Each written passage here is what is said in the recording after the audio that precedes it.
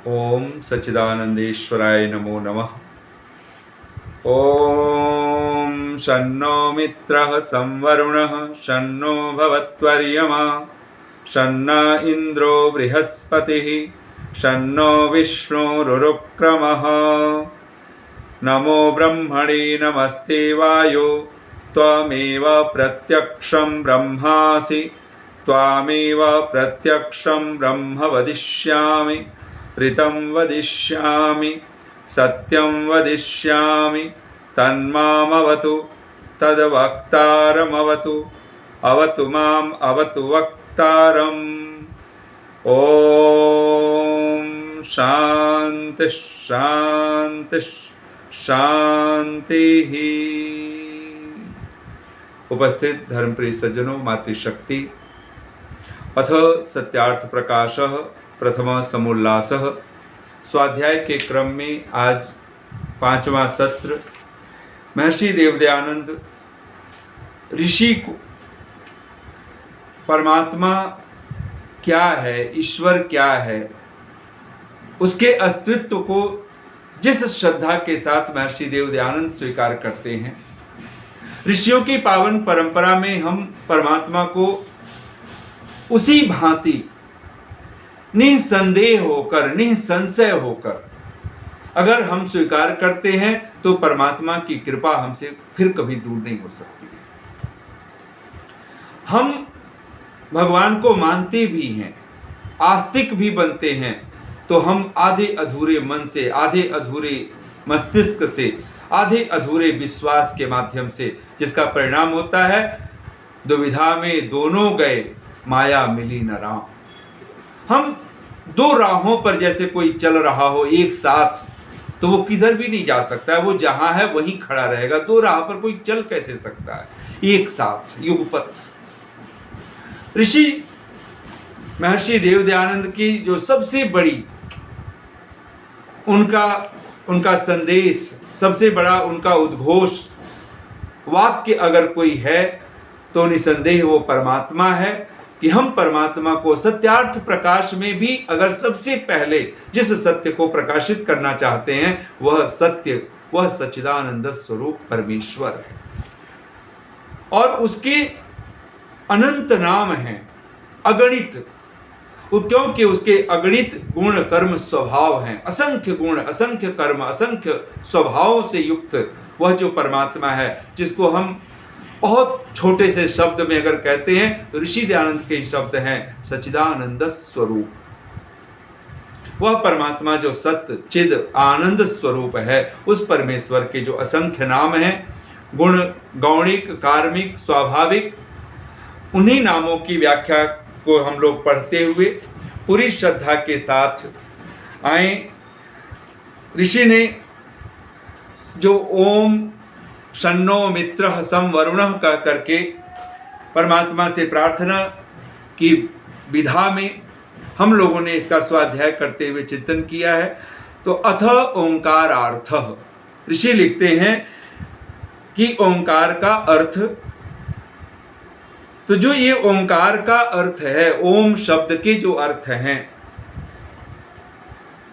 9 नाम भगवान के, विराट, अग्नि, विश्व जो आकार मात्रा से, हिरण्यगर्भ, वायु, तेजस ये उकार मात्रा से, और ईश्वर, आदित्य, प्राज्ञ ये मकार मात्रा से, ये जो 9 नाम हैं, इसको ओंकारार्थ। एक अर्थ तो ऋषि ने अवत इति ओम कह करके, ओम का जो महर्षि पाणिनि के माध्यम से धात्वर्थ के रूप में जो सर्वरक्षक है, अवधातु के 19 अर्थ हैं लगभग, तो उसमें से एक अर्थ ऋषि ने रक्षा अर्थ को, कि अवरक्षणे धातु, तो रक्षा, गति, कांति, प्रीति आदि अर्थ हैं, तो वहां पर अवत इति ओम, ओम का जो एक सहज सामान्य जो अर्थ हम लोगों के मस्तिष्क में प्रतिपल प्रतिक्षण दिल में और दिमाग में रहना चाहिए, वह है कि परमात्मा ही सर्वरक्षक है, वह हम सबकी रक्षा करने वाला है। और वह परमेश्वर जो ओम है, तो ये जो 9 नाम हैं, विराट, अग्नि, विश्व आदि, ये 9 नाम ओम के ही अर्थ हैं। तो ये 9 अर्थ भी अगर हमारे मस्तिष्क में, अगर ये और मस्तिष्क में, हमारे हृदय में, हमारे अंतःकरण में अगर ये अर्थ श्रद्धा के साथ समाहित हम कर लें, अपने आत्मसात कर लें, तो ये निसंदेह परमात्मा हमारे जीवन में अद्भुत रूप से कृपा करने के लिए मानो समर्थ हो जाता है। क्योंकि ये नाम अगर हम हृदयंगम कर लेते हैं तो हमारा जीवन वैसा ही चलने लग पड़ता है, फिर परमात्मा की कृपा के हम पात्र बनने लगते हैं। तो आइए, हम लोगों ने विचार किया था, विराट नाम है, राज्य दीप्तौ धातु से वी उपसर्ग पूर्वक।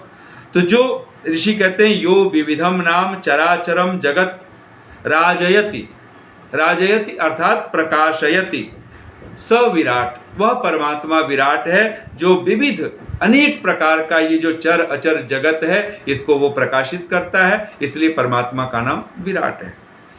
अंचु गति पूजन योह, अंचु धातु है गति और पूजा अर्थ में। 3 और धातुएं हैं, अग धातु है, अगि धातु है, इण धातु है, और इन तीनों धातुओं के गति अर्थ हैं।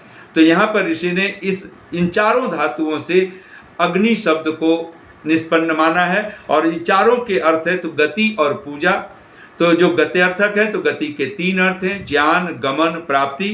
तो यहाँ पर ऋषि लिखते हैं गतेस्त्रयो अर्थाः ज्ञानम गमनम प्राप्तिश्चेति पूजनम नाम सत्कारः।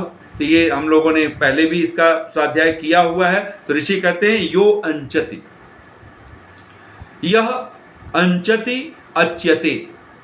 तो जो अंचति अर्थात पूजा करता है, उसको जानना चाहता है, उसको प्राप्त करना चाहता है, अच्यते अथवा जिससे जाना जाता है, पूजा जिसके द्वारा यानी जिन उपासकों के द्वारा, साधकों के द्वारा, भक्तों के द्वारा अच्यते उसकी पूजा की जाती है। और गति के जो अर्थ है ज्ञान गमन प्राप्ति, तो जिसको पाने के लिए, जानने के लिए, जिसकी तरफ गति करने के लिए चलते हैं तो वो अर्थ भी होगा। और अग धातु से अगति अर्थात गति प्राप्ति, जो 3 अर्थ हैं ज्ञानम गमनम प्राप्ति, वो अगति अर्थ के भी बनेंगे।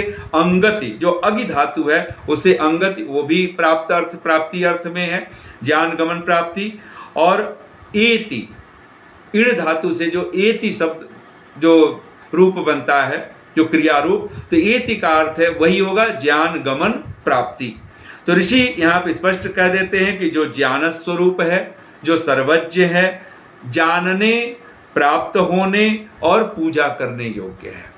तो हर समय हम स्वीकार करें कि जो प्रतिपल प्रतिक्षण जानने योग्य है, वह अभिप्सा, वह जानने की जिज्ञासा अगर सचमुच में किसी के प्रति हमारी होनी चाहिए तो वह ईश्वर है। और उस ईश्वर का नाम क्या होगा, तो उसको हम अग्नि कहेंगे। तो जो जानने योग्य है वह अग्नि है, जो प्राप्त होने योग्य है वह अग्नि है, और जो पूजा करने योग्य है वह अग्नि है। कहते हैं इससे परमेश्वर का नाम अग्नि है, यानी जानने, प्राप्त करने और पूजा करने, पूजा नाम सत्कार करने योग्य, तन मन धन सब प्रकार से जो पूजन करने योग्य, सत्कार करने योग्य, जानने योग्य, वह परमात्मा अग्नि है। विष प्रवेशने, तो यहाँ पे विष धातु है, तो विशंति, तो ऋषि लिखते हैं विशंति, जिसमें प्रवेश करते हैं। तो क्या प्रवेश करते हैं, तो कहते हैं प्रविष्टानि सर्वाणि आकाश आदीनि।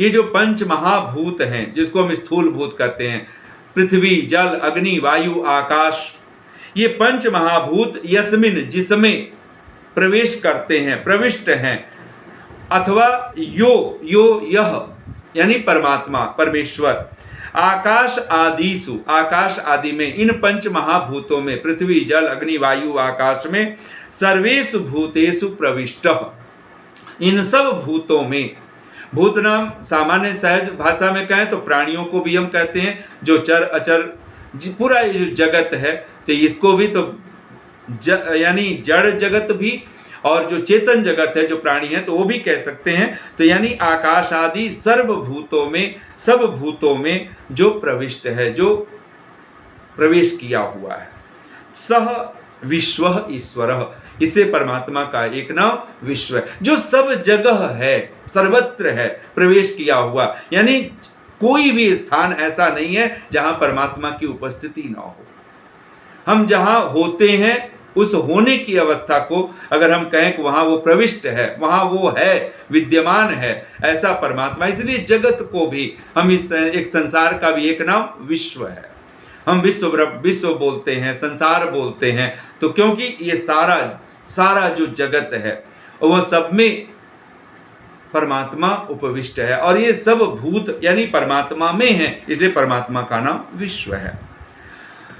अब उकार मात्रा से ऋषि कहना चाहते हैं कि जो 3 नाम हैं, हिरण्यगर्भ, वायु, तेजस, एक बार हम उन अर्थों को भी पढ़ लेते हैं। तो हिरण्यगर्भ, तो यहाँ पे ऋषि लिखते हैं ज्योतिर्वै हिरण्यम तेजो वै हिरण्यम इति ऐत्रेये शतपथे च ब्राह्मणे। यहाँ ऋषि कहते हैं कि ज्योतिर्वै हिरण्यम, हिरण्य का नाम है, ज्योतिर्वै का अर्थ होता है निश्चय से, जहाँ संदेह न रहे किसी प्रकार का, वही माने ही, तो ज्योति ही हिरण्य है। हिरण्य का एक अर्थ है ज्योति, और ज्योति का जनसामान्य में जो अर्थ है ज्योति यानी प्रकाश। तेजो वै हिरण्यम, और यही दूसरा ये ऐत्रेय और शतपथ 2 ब्राह्मण ग्रंथों का नाम दिया है। और ब्राह्मण ग्रंथ का अर्थ है जो वेदों के व्याख्यान वाले ग्रंथ हैं। तो 4 ब्राह्मण ग्रंथ बहुत प्रसिद्ध हैं, तो ये ऐत्रेय ब्राह्मण, शतपथ ब्राह्मण, गोपथ, सामपथ, तो ऐसे जो नाम होते हैं। तो यहाँ पर ऐत्रेय और शतपथ के ब्राह्मणों के 2 ब्राह्मण ग्रंथों के नाम देकर के ऋषि कहते हैं ज्योतिर्वै हिरण्यम तेजो वै हिरण्यम। ज्योति नाम हिरण्य का है, हिरण्य का एक अर्थ ज्योति है, हिरण्य का एक अर्थ तेज है। तो ऋषि लिखते हैं यो माने यह, हिरण्या नाम। अब यहाँ पर इन्हीं 2 अर्थों को ब्राह्मण ग्रंथों के ज्योति और तेज को प्रमाण बना करके और ऋषि कहते हैं हिरण्य का अब क्या अर्थ होगा, हिरण्या नाम, हिरण्यों का। तो हिरण्या का अर्थ क्या होगा, सूर्य आदि नाम, तेज साम। अब सूर्य आदि नाम, जो सूर्य आदि जो स्वप्रकाश मान जो लोक हैं, जैसे सूर्य में अपना प्रकाश है, स्व प्रकाश से युक्त है सूर्य, तो जितने नक्षत्र हैं, जितने भी सूर्यवत प्रकाशित हैं, कहते ऐसे सूर्यादि तेज साम, जो सूर्य आदि तेज वाले हिरण्य हैं, कहते गर्भ उत्पत्ति निमित्तम, कहते ऐसे सूर्य आदि तेज वाले लोकों का जो गर्भ है। तो गर्भ का क्या अर्थ है, तो कहते उत्पत्ति निमित्तम, जो उत्पत्ति का निमित्त है, यानी उत्पन्न होने का जो निमित्त कारण बनता है। अधिकरणम अथवा उसका उसमें होना, अधिकरण, जिसमें कोई चीज होती है उसको हम जैसे गर्भगृह बोल देते हैं। माँ का कुक्षी को, गर्भ स्थान को जिसमें बालक रहता है, उसको भी हम गर्भ बोलते हैं, माँ की कुक्षी को, माँ की कोख को।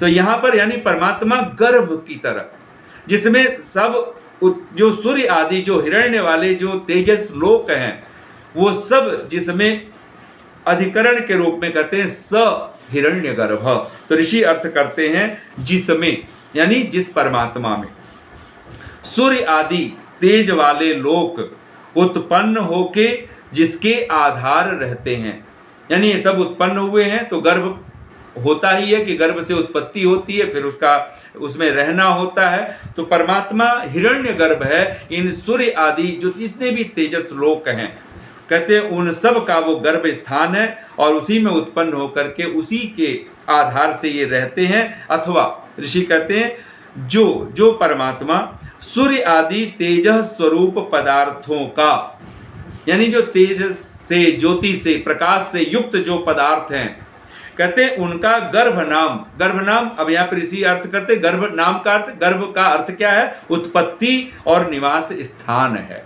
यानी जो इन सूर्य आदि जो तेजस ज्योतिर्मय जो लोक हैं, उन सब का जो उत्पत्ति और निवास स्थान है। गर्भ के 2 अर्थ हो जाएंगे, गर्भ के माध्यम से उत्पत्ति होती है और गर्भ निवास का भी कारण बनता है। तो परमात्मा जो निवास स्थान है और जो उत्पत्ति का, जिसके कारण जो उत्पत्ति होती है और निवास स्थान है, कहते इससे उस परमेश्वर का नाम हिरण्यगर्भ है। इसमें यजुर्वेद के मंत्र का प्रमाण है। तो हम लोग बहुत श्रद्धा के साथ इस मंत्र को परमेश्वर की स्तुति, प्रार्थना, उपासना के मंत्रों में हम लोग पढ़ते हैं। तो उस मंत्र को ऋषि ने यहाँ पे प्रमाण के रूप में प्रस्तुत किया है। ओम हिरण्यगर्भ समवर्तताग्रे भूतस्य जातः पतिरेक आसीत् सदाधार पृथिवीं द्यामुतेमां कस्मै देवाय हविषा विधीम। यजुर्वेद अध्याय 13 मंत्र संख्या 4। तो यहाँ ऋषि लिखते हैं इत्यादि स्थलों में, यानी मंत्रों के ऐसे ऐसे मंत्रों में हिरण्यगर्भ से परमेश्वर ही का ग्रहण होता है। यानी यह मंत्र है तो इस मंत्र में हिरण्यगर्भ का जो अर्थ है वो और कोई भौतिक या कोई दूसरे नाम देवी देवता, कोई और वस्तु, व्यक्ति, पदार्थ नहीं हो सकता है। यहाँ ही शब्द लगा के कहते हैं कि ऐसे स्थलों में, ऐसे प्रकरणों में इस तरह के जो मंत्र होंगे, ऐसे मंत्रों में हिरण्यगर्भ नाम परमेश्वर ही का ही है, ऐसा भाव ऋषि कहते हैं। तो दूसरा एक हिरण्यगर्भ है, दूसरा नाम कहते हैं वायु। उकार से पहला नाम हिरण्यगर्भ, दूसरा वायु और तीसरा हिरण्यगर्भ, वायु, तेजस। तो 3 नाम की चर्चा यहाँ पे ऋषि ने की। तो पहला हिरण्यगर्भ का कह दिया, जो हिरण्य नाम तेज का है, हिरण्य नाम ज्योति का है। अब कहते हैं वायु, परमात्मा का नाम है वायु। तो क्यों है? तो कहते हैं वा गति गंधन योह, वा धातु है और उसके 2 अर्थ हैं, गति और गंधन। तो गति, जहां भी सब गति शब्द आएगा तो संस्कृत भाषा में गति के 3 अर्थ, ज्ञानम, गमनम, प्राप्तिश्चेति। ज्ञान, गमन और प्राप्ति, यानी जानने योग्य, चलने, गति करने योग्य और प्राप्त करने योग्य, ये तीनों अर्थ गति के सहज रूप से स्वीकार कर दिए जाते हैं। तो कहते हैं इस धातु से वायु शब्द सिद्ध होता है, यानी वायु शब्द बनता है। वा धातु है और गति गंधन अर्थ है।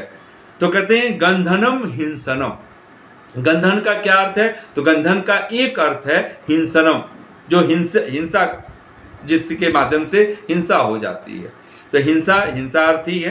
तो गंधनम का, तो चूंकि गति गंधन यो, तो गति का ज्ञान, गमन, प्राप्ति अर्थ हो गया और गंधन का अर्थ हिंसा हो गया। तो कहते हैं यो अर्थात यह, वाति।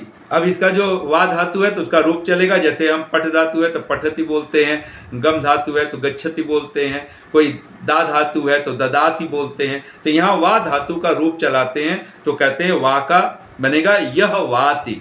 वाति का क्या अर्थ है? तो कहते हैं चराचरम जगत धरति। और गति गंधन, तो गति के ज्ञान, गमन, प्राप्ति। तो यहाँ पर लिखते हैं वाति। वाति का अर्थ क्या हुआ? चर अचर जगत को धरति, धारण करता है। कहते हैं बलिनाम बलिष्ठ, जो बलियों में भी बलिष्ठ है, सबसे ज्यादा बलवान है, सह वायु, वह वायु है। तो ऋषि कहते हैं जो चराचर जगत का धारण, जीवन और प्रलय करे। तो धरती अर्थ में तीनों, उत्पत्ति, स्थिति, संहार, यानी ऐसा अर्थ ले लिया है। तो धारण करे, जीवन और प्रलय करे, और सब बलवानों से बलवान है, इससे ईश्वर का नाम वायु है। तो वायु का अर्थ बलिनाम बलिष्ठ, ये भी हमारे मस्तिष्क में रहना चाहिए कि गति गंधन यो, तो ज्ञान, गमन, प्राप्ति। जो अग्नि के जो अर्थ थे वो भी अर्थ वा धातु में, यानी वायु के जो अग्नि के ये अर्थ हैं, जानने योग्य और प्राप्त करने योग्य, तो वो अर्थ वा धातु में, यानी वायु का भी वो अर्थ है। और इसीलिए यहाँ पर एक जो विशेष अर्थ ऋषि ने किया कि वह अत्यंत बलवान है, बलिनाम बलिष्ठ। वो बलों में भी, बलवानों में भी बलवान है, बलवानों से भी बलवान है, ऐसा वह परमात्मा वायु है।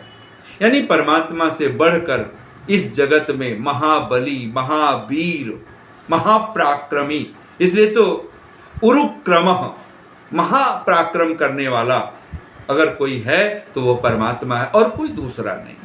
जब कभी हम निर्बल हों, जब कभी हम कमज़ोर हों, जब कभी हमें दीनता, हीनता के भाव घर करें, तो हम उस परमात्मा को याद करें जो वायु, और वायु हमारे आसपास है। इस वायु को मानो, जैसे इस वायु का स्पर्श करें, ये भौतिक वायु भी, तो मानो ये वायु का क्या स्पर्श है, मानो परमात्मा ने ही जैसे हमारे आसपास है। जैसे हम आकाश को देखें, ये सूर्य दिखाई देता है, ये सूर्य को देखते ऐसे लगे कि सूर्य परमात्मा में ही है और परमात्मा में ही ये सब कुछ है। यानी उस हिरण्यगर्भ स्वरूप को भी हम सहज अनुभव कर सकते हैं, और वायु उसके ही बल को। तो जब भी कभी मन में किसी तरह की कमजोरी हो, तन में किसी तरह का रोग शोक किसी भी तरह का व्यापे, उस क्षण अगर कोई पुकारने योग्य है तो बलि नाम बलिष्ठ, वह जो परमात्मा है, जो वायु स्वरूप है, जिसका नाम वायु है, कहते हैं कि उसको हम पुकारें। तीसरा नाम कहते हैं उकार मात्रा से तेजस। तो ऋषि कहते हैं तिज निशाने, तिज धातु है और निशान अर्थ है। इस धातु से तेज शब्द बनता है, और इससे तद्धित करने से, तद्धित क्या होता है, उसी का। जैसे वसुदेव नाम है भगवान कृष्ण के पिता का नाम, भगवान कृष्ण के पिता का नाम है वसुदेव, और भगवान को भी हम लोग बोलते हैं वासुदेव, भगवान कृष्ण को। तो वासुदेव कैसे बना, तो वसुदेव का तद्धित रूप है। तद्धित शब्द हम समझाने के लिए मैं आपको ये शब्द बोल रहा हूं कि वसुदेव का बोलना है तो हम कहते हैं वासुदेव, तो वो वसुदेव का हो जाता है। तो वासुदेव कौन है, तो हम वो वसुदेव नहीं, उसके पिता नहीं है, अब वो कृष्ण हैं। तो ऐसे ही बलराम भी वासुदेव कहलाएंगे, क्यों, बलराम भी उनके पुत्र हैं। तो कृष्ण भगवान को हम वासुदेव कहते हैं, वसु शब्द से, इसलिए वसु से वासु। तो यहां पर बनाया, यहां पर कहते हैं तेजः। ऐसे ही चणक नाम था, आचार्य चाणक्य के पिता का नाम चाणक्य है। तो चाणक्य उनका अपना नाम नहीं है, बहुत सारे चिंतकों मनीषियों के माध्यम से आपने सुना होगा, उनका नाम था आचार्य विष्णुगुप्त, लेकिन नाम उनके पिता का नाम ही चल पड़ा उनके साथ, चणक। अब चणक का पुत्र, तो हम उनको कहते हैं चाणक्य। तो चाणक्य शब्द क्या है, तद्धित है। तो यहां पर कह रहे हैं तेज, तिज निशाने, तिज धातु है निशान अर्थ में, तो निशाने, निशान में, निशान अर्थ में, तो कहते हैं कि उसे तेज शब्द बना, तेजस। तेजस स पे हलन, तो उसको हम विसर्ग भी बोलते हैं। तो विसर्ग जो दो बिंदी होती है उसको ह का उच्चारण करते हैं, और उसी को कहीं संसार वाला जो स होता है तो उस पर हलंत लगा देते हैं, यानी एक डंडा खींच देते हैं जिसमें स्वर नहीं होता है, तो ऐसे बोल सकते हैं तेजस, तो उसको तेज भी बोलते हैं।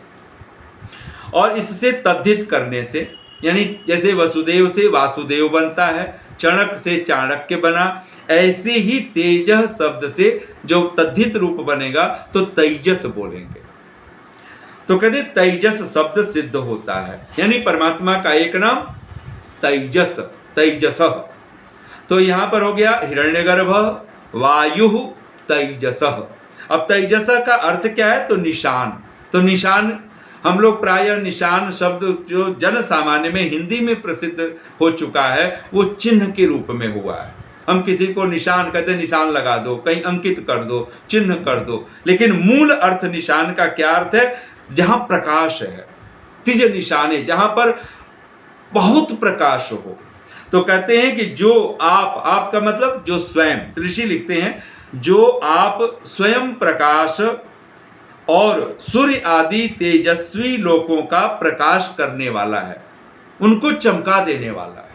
तो जहां निशान लगा देते हैं वो हम उसको अंडरलाइन करते हैं। मानो इसको भी हम कहते हैं ना, कोई पंक्ति हमें बहुत अच्छी लगती है, हम उसके नीचे अंडरलाइन करते हैं। अंडरलाइन का मतलब क्या होता है, उसको हम दिखाना चाहते हैं, उसको हम सामने प्रकाशित करना चाहते हैं। तो ऋषि इस अर्थ में कहते हैं कि भगवान का नाम तेजस है, कि वह जो स्वयं मानो चमकता ही है, जैसे वो स्वयं दिख ही रहा है, वो चिन्हित है। वो हम सारी धरती पर हमारी नजर जाए कि न जाए कहीं, लेकिन परमात्मा हर जगह वो अपना निशान छोड़े हुए है। तब ये पंक्तियां सचमुच बार बार दोहराने जैसा है। जहालत से हम तुझको देखें ना देखें, जहालत यानी नासमझी से, मूढ़ता से, जहालत से हम तुझको देखें ना देखें, मगर तू हमें हर घड़ी देखता है। पता पत्ता पत्ता तेरा दे रहा है। पता एड्रेस, यानी वही निशान, वही चिन्ह। पता पत्ता पत्ता, हर वस्तु, हर पदार्थ, हर पत्ते पर मानो जैसे उसी का एड्रेस लिखा, उसी का पता लिखा हुआ। पता पत्ता पत्ता तेरा दे रहा है, सरासर गलत है कि तू लापता है। यानी तेजस शब्द से हम ये अर्थ लेना है कि वो परमात्मा लापता नहीं है। अगर ढूंढे तो हम खुद को ढूंढे, हम ही लापता कहीं हैं, हमारा ही कोई निशान नहीं, हमारा ही कोई, हम ही कहीं अंधकार में पड़े हुए हैं। वो तो हर जगह उसका निशान है, उसका चिन्ह है। और वो ये सब, ये जो सूर्य आदि लोक हैं, इनको उसी ने मानो प्रकाशित किया हुआ, चिन्हित कर दिया है। तो निशान का अर्थ है प्रकाश, स्वयं प्रकाश रूप है। और जहाँ प्रकाश होगा वो वस्तुएं दिखने लग जाती हैं, वो प्रकाशित हो उठती हैं। तो कहते सूर्य को भी, ये जितने भी नक्षत्र आदि हैं इस संसार में, कहते दो तरह के लोक हैं, एक प्रकाश युक्त लोक है, एक अप्रकाश वाले लोक हैं। तो वेदों में, वेद की भाषा है, उसको वैदिक भाषा में बोले तो द्यावा भूमि कह देते हैं। यानी एक द्युलोक, द्यु यानी सूर्य लोक, सूर्य भूमि भी उसको कहते हैं। तो द्यावा भूमि अर्थात द्युलोक यानी जो स्वप्रकाश से युक्त लोक है, और एक वो लोक जिनमें अपना प्रकाश नहीं है, जैसे भूमि है, जैसे चंद्रमा है। अब चंद्रमा में प्रकाश अपना नहीं है, भूमि इस धरती पर अपना प्रकाश, धरती का अपना कोई प्रकाशित नहीं है, ये सूर्य के प्रकाश से प्रकाशित होते हैं। तो जो अपने प्रकाश वाले होते हैं उनको सूर्य कहा गया है, और जो पर प्रकाशित होते हैं जैसे भूमि आदि, चंद्रमा आदि जो उपग्रह हैं, तो कहते हैं इनको भूमि नाम से दिया गया है। यानी इस संसार में दो तरह के लोक, एक प्रकाश वाले लोक हैं और एक अप्रकाश वाले लोक हैं, उनको द्यावा भूमि। तो यहाँ पे ऋषि कहते हैं परमात्मा का नाम तेजस है, वो स्वयं प्रकाशमान है, और जितने प्रकाशमान लोक हैं उनको भी वो प्रकाश करने वाला है, प्रकाशित करने वाला है। कहते हैं इत्यादि नाम अर्थ उकार मात्रा से ग्रहण होते हैं।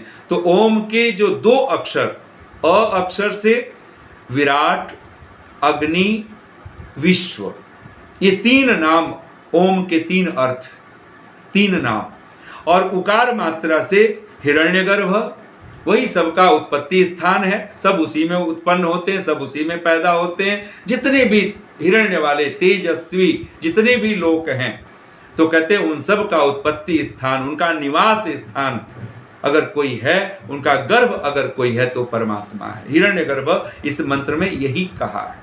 तो परमात्मा का यहाँ नाम है। और तेजस, वायु जैसे कहा, वो बलवान है, और वही जानने प्राप्त करने योग्य, ज्ञान गमन प्राप्ति तीनों अर्थ भी ले सकते हैं। और गति गंधन, गंधन हिंसनम, और जब बलवान होता है तो बलवान क्या करता है, बल का कहाँ प्रयोग करते हैं हम, बल का यहाँ से हिंसा अर्थ यहीं से निकलता है कि हम किसी भी चीज़ को दबा सकते हैं, किसी चीज़ को नष्ट कर सकते हैं। यानी परमात्मा, अब कोई चीज़ है, कोई ऐसी बात हो रही है कि जहाँ पर हमें कोई शत्रु है, हमें वो दबा रहा है, हम पर वो आक्रमण कर रहा है, उससे वो हमें कष्ट देना चाहता है, उससे भी कोई बली होगा तो उसको दबा देगा, उसको रोक देगा, उसकी हिंसा कर देगा, उसको नष्ट कर देगा। तो जो बलिष्ठ होगा वो शत्रु का दमन कर सकता है, शत्रु का निराकरण कर सकता है, उसका निवारण कर सकता है, उसको नष्ट कर सकता है, उसको दबा सकता है, उसको धर्षित कर सकता है, उसकी हिंसा कर सकता है, उसको सदा सदा के लिए मिटा सकता है। इसलिए गंधनम का अर्थ यहाँ पर बल अर्थ लिया है कि वाह गति गंधन यो, परमात्मा बलिष्ठ है। तो यानी जो कोई भी उसके मार्ग में, उससे कोई बलवान नहीं है, कोई उसके ऊपर कोई शासन नहीं कर सकता है, उसको कोई दबा नहीं सकता है, उसकी कोई हिंसा नहीं कर सकता है। जैसे हम लोग कह देते हैं ना सहज रूप से, हमारी आत्मा को कोई शरीर को नष्ट कर सकता है। भगवान कृष्ण अर्जुन को यही तो बात कहना चाहते हैं कि अर्जुन तू इस शरीरों के लिए जो चिंता कर रहा है, तू आत्मा है, तू शरीर नहीं है। और ये नैनम छिंदन्ति शस्त्राणि नैनम दहति पावक न चैनम क्लेदयन्त्यापो न शोषयति मारुत। तो उसके आत्म चेतना को जैसे जगाते, कहते हैं कि ये शरीर नष्ट होगा लेकिन आत्मा को कोई शस्त्र नहीं काट सकता है, नहीं छेद भिन्न कर सकता है। कहते हैं कि यहाँ पर इस जगत में अगर वीरों का भी कोई वीर है तो वह परमात्मा है। इसलिए कभी भी जब हम अशक्त हों, तन से, मन से, धन से, जन से, बल से, किसी भी तरह की हीन भावना अगर मन में घर करे तो कहते हैं उस क्षण पुकारने योग्य है वो परमात्मा का पावन स्वरूप वह। इसलिए तो आप देखें अगर तो भारतीय संस्कृति में हम लोग हनुमान जी को एक नाम महावीर विक्रम बजरंगी ऐसे कर रहे हनुमान जी को, यानी वो राम जी के जो भक्त हैं, राम जी के सेवक हैं भगवान राम के। उस हनुमान की जब प्रशंसा करते हैं तो वहां पर भी उनको पवन पुत्र, अब ये बातें सच भी हो सकती हैं कि उनके पिता का नाम, अब कई सारी बातें हैं, मैं उन सब बातों में नहीं जाना चाहता, लेकिन उनको पवन पुत्र कहा गया और ये बल ही दिखलाने के लिए पवन पुत्र कहा गया। तो परमात्मा मारुति नंदन, अब वहां पे मारुत ये वायु का ही नाम, मातृश्वा वायु का नाम है, तो आगे हम लोग पढ़ेंगे। तो यहां पर कहते हैं भगवान का नाम है तेजस। तो हम लोग परमात्मा को पुकारें, उसको समझें। ऋषि का ही यजुर्वेद के 32वें अध्याय में 3रा मंत्र है, न तस्य प्रतिमा अस्ति यस्य नाम महद यशः, कि न तस्य प्रतिमा अस्ति, उस परमात्मा की कोई प्रतिमा नहीं है। और प्रतिमा का अर्थ ऋषि जब करते हैं तो प्रतिमीयते यया तत्, यया जिससे, प्रतिमा किसको कहते हैं, जिससे प्रतिमीयते, जिससे हम प्रतिमान करें, क्या करें, तो परिमापकम, जिससे हम तोल दें, सदृशम अथवा परिमापकम, उसके समान जैसा कोई हो उसको भी प्रतिमा कहा जाता है। परिमा और तोलन साधनम, जो कोई तोलने का, कि भाई कितना वजन है, कितना लंबा चौड़ा है, सब अगर साधन है उसको भी प्रतिमा कहते हैं। प्रतिकृति अथवा उसकी आकृति को भी प्रतिमा शब्द कहा जाता है, आकृतिर्वा।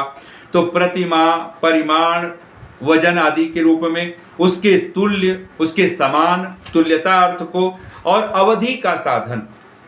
तो यहाँ पर प्रतिकृति, मूर्ति व आकृति, ये सब नाम ऋषि ने प्रतिमा शब्द के कहते हैं। न तस्य प्रतिमा अस्ति, न तस्य, तस्य किसका, परमात्मा का, जगदीश्वरस्य, परमेश्वरस्य। तो ऋषि लिखते हैं अपने इस मंत्र का भाष्य करते हुए, यस्य महद यशो नाम अस्ति। तो कहते हैं हे मनुष्यों, यस्य, यस्य किसका, जिसका, यानी भगवतः, भगवान का, यस्य भगवतः, जिस भगवान का, महत, महत का अर्थ करते हैं पूज्यम बृहत, पूज्य बहुत बड़ा, कहते हैं यशः, यशः का अर्थ करते हैं कीर्तिकरम, धर्म्य कर्म्य चरणम। तो धर्म्य, एक तो शब्द है धर्म, दूसरा है धर्म्य। तो धर्म से युक्त हो जाता है, उसको संस्कृत में हम कहते हैं धर्म्य। सत्य से युक्त है तो उसको बोलते हैं सत्य, धर्म से युक्त है उसको बोलेंगे धर्म्य, कर्म से युक्त है तो उसको बोलेंगे कर्म्य। तो यहां ऋषि कहते हैं कीर्तिकरम, कीर्ति करने वाला, करने हारा, धर्म्य कर्म चरणम, धर्म्य कर्म्य चरणम। तो कहते हैं धर्म युक्त कर्म का आचरण ही, यानी धर्म युक्त, कीर्ति कर, अगर हम कोई आचरण करते हैं कीर्ति वाला, यश देने वाला, अपयश जिसमें न हो, तो कहते ऐसा आचरण, धर्मयुक्त कर्म का आचरण। तो इसको खोल दिया यश को, इसी हम लोग ये यश कीर्ति की बात करते हैं, तो यानी नाम कैसा हो, तो बदनाम न हो। तो यहाँ पे कहते हैं कीर्ति कर्म धर्म्य कर्म्य चरणम। तो धर्मयुक्त कर्म का आचरण यहाँ ऋषि लिखते हैं ही नाम, नाम का अर्थ करते हैं नाम स्मरणम, नाम स्मरण अस्ति है। तो इसके भाष्य में, भावार्थ में ऋषि लिखते हैं तस्य जगदीश्वरस्य आज्ञा पालनम एव नाम स्मरणम अस्ति।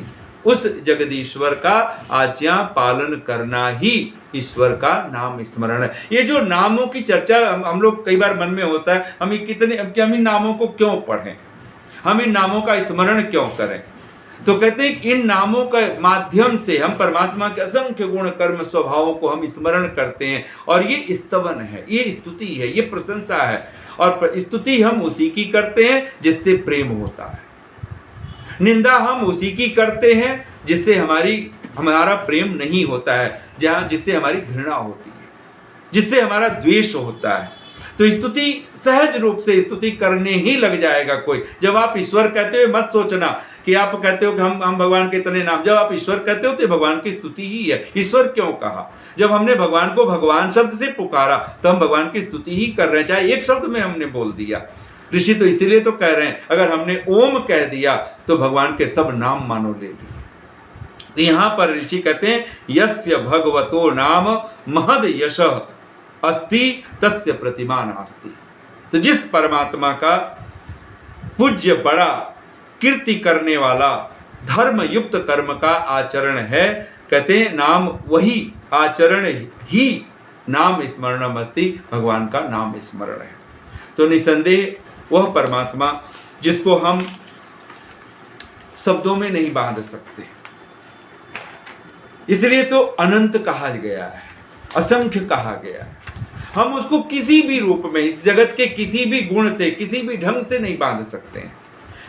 ऋषि का ही यजुर्वेद के 3 अध्याय का 32वां मंत्र है और उसमें भाष्य करते हुए ऋषि लिखते हैं ये ईश्वरोपासका, जो ईश्वर के उपासक, तेषाम किनका, तो कहते हैं कि जो ईश्वर की, ऋषि लिखते हैं जो ईश्वर की उपासना करने वाले मनुष्य हैं, ये ईश्वरोपासका तेषाम, उनके यानी उन मनुष्यों के, उन उपासकों के, उपासका नाम। अमा, अमा शब्द है मंत्र में आता है, तो अमा शब्द है, तो अमा का अर्थ करते हैं गृहेषु, अमा शब्द है उस गृह अर्थ में है, तो कहते हैं गृहेषु। वहां मंत्र है अध्वसु, अध्वसु, अध्व कहते हैं, उसका अर्थ किया है मार्गेषु।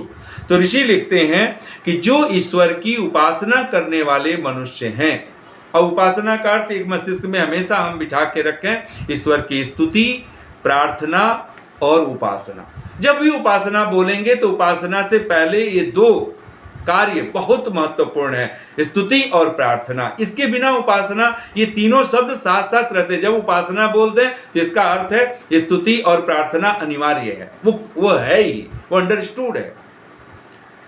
ऐसे ही यहाँ पर अगर प्रार्थना शब्द कह दिया तो यहाँ समझ लीजिए उससे पहले स्तुति की जा चुकी है, तब प्रार्थना हम कर रहे हैं। अगर प्रार्थना कह दिया, स्तुति कह दिया, तो ये तीनों वर्ड यानी उपासना, स्तुति, प्रार्थना, ये तीनों शब्द साथ साथ रहेंगे। तो यहाँ पर ऋषि लिखते हैं जो ईश्वर की उपासना करने वाले मनुष्य हैं, तेसाम, उन उपासकों के, उन उपासक मनुष्यों के, अमा अर्थात गृह, घर में, गृहेषु, घरों में, अध्वसु, मार्ग यानी उनके मार्गों में, मार्गेषु, और वारणेषु, वह मंत्र में आता है वारणेषु। तो वारण किसका अर्थ है, तो कहते हैं चोर, डाकू, शत्रु, चोर, शत्रु, डाकू आदि के निवारण करने वाले संग्रामों में। तो वारण का अर्थ क्या हुआ, संग्रामेषु। लेकिन यहाँ पे अब संग्रामों में क्या होता है, संग्राम हम किस लिए करते हैं, युद्ध किस लिए करते हैं, तो युद्ध में या तो चोरों को हटाना है, चोरों के लिए हम कुछ बल का प्रयोग करते हैं, उनके लिए उनको भगाते हैं, शत्रुओं के लिए हम उनका निवारण करना चाहते हैं, डाकू आदि हैं जो लूट झपट करके हमारे सब चीज़ों को लूटते हैं, जो लुटेरे हैं, उनके निवारण करने वाले संग्रामों में अर्थात युद्धों में। कहते हैं चन, मंत्र का भाव है चन अर्थात भी।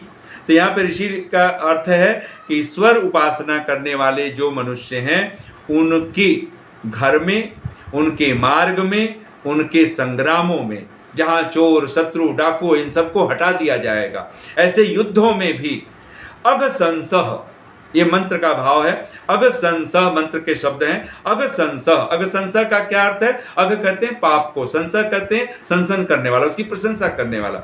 बहुत सारे लोग हैं जो पाप की प्रशंसा करते हैं। हम लोग कहते हैं कि सत्य बोलना चाहिए, वो कहेंगे नहीं नहीं असत्य भी बोलना चाहिए, असत्य से ही बात बनती है। हम लोग कहते हैं छल कपट नहीं करना चाहिए, वो कहते हैं नहीं छल कपट जरूर करना चाहिए, बिना हिंसा के, बिना छल कपट के, बिना द्वेष बनाए बात बन ही नहीं सकती है।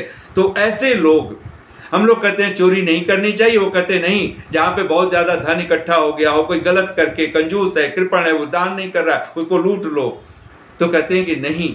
यानी ऐसे पाप कर्मों का, अब पाप कर्म क्या है, हिंसा पाप है, असत्य पाप है, चोरी पाप है, तृष्णा, लोभ, लालच पाप है, और इंद्रिय का असंयम पाप है, परिग्रह, बहुत सारी वस्तुओं का इकट्ठा करना, ये सब पाप है, अपवित्र रहना पाप है, असंतुष्ट होकर के जीना, इसलिए शौच, संतोष, तप, स्वाध्याय, ये जो यम नियम भगवान पतंजलि ने जो योग के 2 अंग हैं, ये सब धर्म कर्म है, जिसको हम लोगों ने यहाँ पढ़ा था धर्म कर्म। तो धर्म कर्म क्या होगा?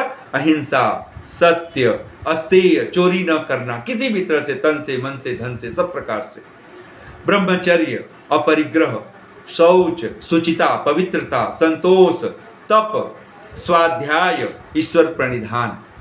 तो ये सब क्या है? ये धर्म कर्म है। और अगर हम ऐसा करते हैं तो मानो परमात्मा का ही हम स्मरण कर रहे हैं। तो कहते हैं कि ऐसे जो उपासक लोग हैं, जो भगवान के नामों का स्मरण करते हैं अपने जीवन में, तो कहते हैं ऐसे लोगों के घरों में, अध्वसु मार्गों में, वारणेषु संग्रामों में भी, यानी कहीं भी, चाहे वो घर में बैठे हों, चाहे वो अपने किसी मार्ग में हो, चल रहे हों, अथवा वो संग्रामों में, युद्धों में हो, कहते अगसंस, पाप रूप कर्मों का कथन करने वाला, उसकी प्रशंसा करने वाला, रिपुह, कोई भी शत्रु, रिपु शत्रु को कहते हैं, तो दुश्मन, शत्रु, नहीं, ऋषि लिखते हैं नहीं स्थित होता। यानी कोई भी पाप प्रशंसक व्यक्ति, शत्रु, वस्तु, पदार्थ, कोई भी चीज हो, कहते हैं वो उसके मार्ग में, उसके जीवन में, उसके घर में, उसके स्थान में कभी स्थित नहीं होता। और कहते हैं, और न शब्द मंत्र का हिस्सा है, तो न का अर्थ करते हैं न उनको क्लेश देने को समर्थ हो सकता है। यानी जो ईश्वर उपासक बन जाते हैं उनको कोई क्लेश नहीं दे सकता है, कोई कष्ट नहीं दे सकता है। क्यों नहीं दे सकता? क्योंकि वो वायु जो परमात्मा है, बलि नाम बलिष्ठ, वो परमात्मा मानो उसके जीवन का अंग बन चुका है।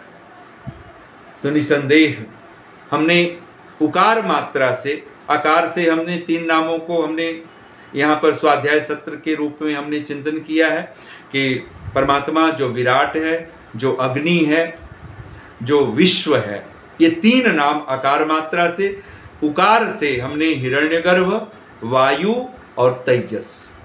तो वो हिरण्य यानी जो सूर्य आदि प्रकाशक लोक हैं, उनका जो गर्भ उत्पत्ति स्थान है, उनका निवास स्थान है, इसलिए परमात्मा का नाम हिरण्यगर्भ है। वह वायु है, वह गतिगंधन यानी सबको, बलि नाम बलिष्ठ है, वो सब बलवानों से भी बलवान है, इसलिए परमात्मा का नाम वायु है। और तेजसः, जितने भी लोक हैं, कहते हैं उन सब लोगों को, प्रकाश वाले लोगों को, स्वयं प्रकाश रूप है तेजस, स्वयं तेज स्वरूप है, और सब तेजस्वी लोगों को भी, तेजस लोगों को भी वो प्रकाशित करने वाला है। तो कहते हैं ये परमात्मा, इन तीनों नामों में अगर हम देखें तो प्रकाश की बहुत महिमा है। तो निसंदेह हम अपने इस जीवन में, इस क्षणभंगुर जीवन में उस परमात्मा की प्रकाश, उसकी महिमा को, उसकी स्तुति, प्रार्थना, उपासना को अगर हमने आत्मसात कर लिया, इसके ओंकार के इन 9 नामों को, जो हम आगे मकार से भी मात्रा से हम जो 3 नामों को हम लोग अगले सत्र में स्वाध्याय करेंगे, तो जहाँ ईश्वर, आदित्य, प्राज्य नाम से संबोधित करते हैं, तो ये 9 नाम ओंकार के अर्थ हैं। आइए उस परमात्मा को हम पुकारें, अपने जीवन में आत्मसात करें, निसंदेह उसी को प्रत्यक्ष स्वीकार करें। और हम ये स्वीकार करें, 2 पंक्तियों में हम लोग कहा करते हैं, पूरी धरा भी साथ दे तो और बात है। हम कोई शुभ कर्म करने लगे हैं, हम ईश्वर की, मान लो हम परमेश्वर की उपासना ही करने लगे, हम ब्रह्म यज्ञ करने लगे, संध्या उपासना करने लगे, हम स्वाध्याय करने के लिए उद्यत हो रहे हैं, हम कोई शुभ काम करने लगे हैं, और हमारे परिजन, हमारे स्वजन, हमारे मित्र, हमारे बंधु बांधव साथ देने लगे, तो इससे बड़ी बात क्या होगी। पूरी धरा भी, धरा कहते पृथ्वी को, अगर हमारे स्वजन, परिजन, बंधु बांधव, मित्र ये हमारे सहयोगी बनने लगे हैं, इससे बड़ी कोई बात नहीं हो सकती। लेकिन कवि के शब्द हैं, पूरी धरा भी साथ दे तो और बात है, पर तू मीन्स परमात्मा जो हमारे हृदय में ही बैठा हुआ है, जो वह ओंकार जो हृदय प्रतिष्ठा है, पर तू जरा भी साथ दे तो और बात है। भक्त कहता है पूरी धरा भी साथ दे तो और बात है, पूरी धरा भी साथ दे तो और बात है। मैं कोई शुभ कर्म करने लगा हूं और मेरे सभी स्वजन, परिजन, बंधु बांधव, मित्र सब मेरे सहयोगी बन के खड़े हो गए, ये बहुत बड़ी बात है। पर हे प्रभु तू जरा भी साथ दे तो और बात है। यूं चलने को तो एक पैर से भी चल लेते हैं लोग, यूं चलने को तो एक पैर से भी चल लेते हैं लोग, पर दूसरा भी साथ दे तो और बात है, और वह दूसरा कोई नहीं है, वह परमात्मा है, वह ओंकार है।